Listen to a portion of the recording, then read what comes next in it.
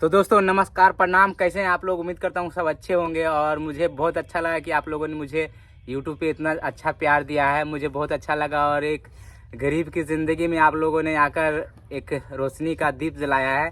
तो thank you so much आप लोगों का। और अभी बस शाम होने वाला है ना, तो जल्दी जल्दी काम कर रहा हूँ। मेरी वाइफ भी थोड़ा आज जल्दी जल्दी काम कर रही है। पूरा मतलब कि दोनों गंदे हो पड़े हैं, लेकिन क्या करें, दोनों काम कर रहे हैं जल्दी जल्दी। और दोस्तों मैं आप लोगों को दिखाता हूँ कि एक बेहतरीन ईंट बनाने के लिए क्या क्या ज़रूरी है। मतलब कि बढ़िया ईंट बनाने के लिए क्या क्या चीज़ का ध्यान रखना चाहिए, और तो कैसे अच्छा ईंट बनेगा जो मजबूत हो और खूबसूरत भी हो। तो किन किन चीज़ों का ध्यान रखना पड़ता है एक अच्छा ईंट बनाने में। तो चलिए आप लोगों को दिखाता हूँ। तो सबसे पहले मैं स्टैंड पे लगा लेता हूँ मोबाइल। पहले स्टैंड पे लगा लेता हूँ, उसके बाद आप लोगों को दिखाता हूँ।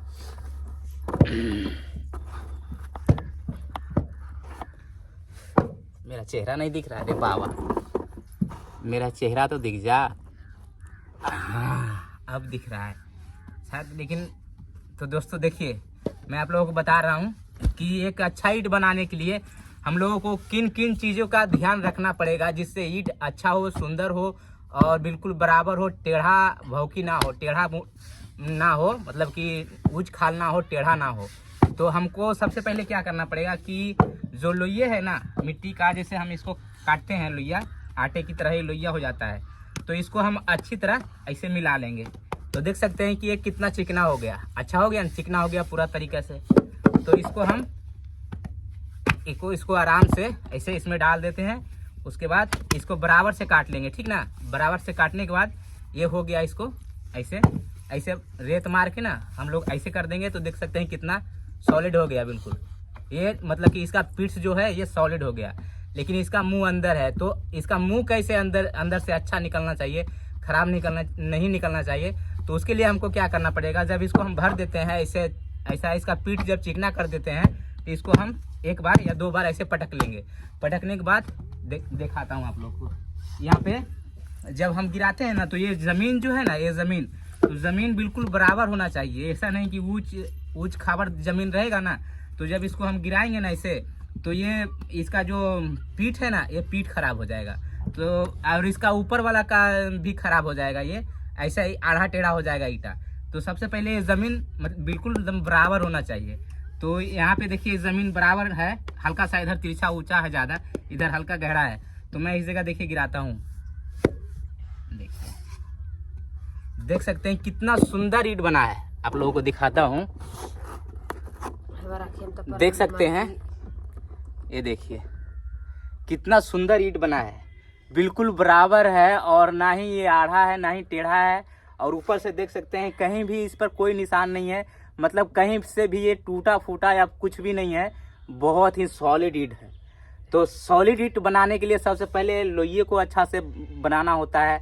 जब लोइया अच्छा से बन जाता है, तो साँचा जो है ना, दिखा सकते हैं आपको, ये साँचा है ना, इसमें देखिए कोई मिट्टी लगा होना नहीं चाहिए, अंदर बिल्कुल साफ़ होना चाहिए। देख सकते हैं बिल्कुल साफ़ है, और इसमें सिर्फ रेत लगा है। तो हम इस सूखे रेत को ऐसा ना, देखिए यहाँ पे रेत है, तो रेत भी ना सूखा होना चाहिए। ऐसा नहीं कि गीला रेत रखेंगे तो फिर गीला ही चिपक जाएगा। वो ईंट जो है ना, ये वाला, ये चिपक जाएगा साँचे के अंदर, इसके अंदर चिपक जाएगा, तो अच्छा से निकलेगा नहीं। तो क्या है ना, इस रेत को ना सूखा होना चाहिए। देख सकते हैं नहीं ज़्यादा सूखा है नहीं ज़्यादा गीला है, तो नॉर्मल होना चाहिए।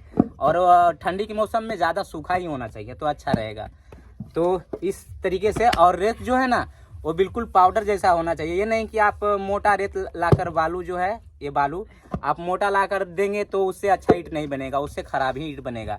तो आप ध्यान रखेंगे सबसे पहले ना, ये रेत होना चाहिए जो बढ़िया होना चाहिए, बिल्कुल आटे के जैसा होना चाहिए। तो ईंट बहुत ही सुंदर निकलेगा। यहाँ पे देख सकते हैं आप लोग पीछे मेरा कितना सुंदर सुंदर ईंट है। तो सुंदर ईंट बनाने के लिए दो तीन चीज़ों पर ध्यान रखना चाहिए। सबसे पहले तो रेत, जो बालू है साँचा में जो लगता है, ये बिल्कुल आटे के जैसा होना चाहिए।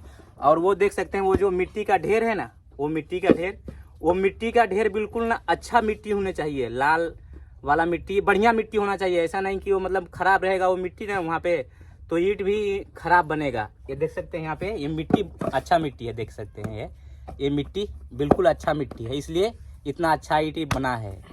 तो मिट्टी अच्छा होना चाहिए। और तीसरा नंबर क्या है, ये जो जिस पर हम ईंट गिराते हैं, ये जो है ना फड़, बिल्कुल ज़मीन, तो ये ज़मीन बराबर होना चाहिए। ऐसा नहीं कि ऊंच खाला रहेगा तो ईंट टेढ़ हो जाएगा, ये बराबर होना चाहिए।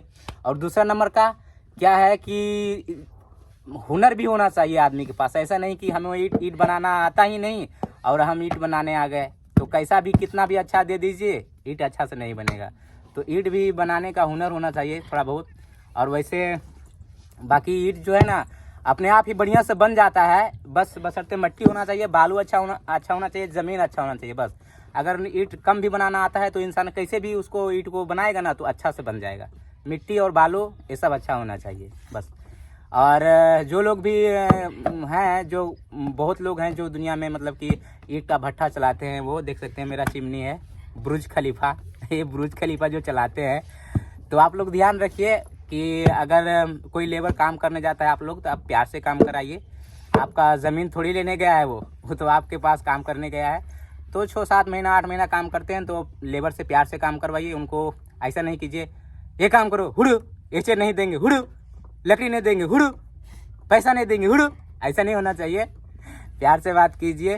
गरीब जो है ना, वो कहते हैं ना गरीब इंसान पैसे से नहीं प्यार से बिक जाता है। प्यार से काम लीजिए, हर बंदा आपका साथ देगा और आपका काम भी अच्छे से करेगा। तो दोस्तों फिर मिलेंगे अगले वीडियो में, तब तक के लिए बाय और सपोर्ट ज़रूर कीजिएगा।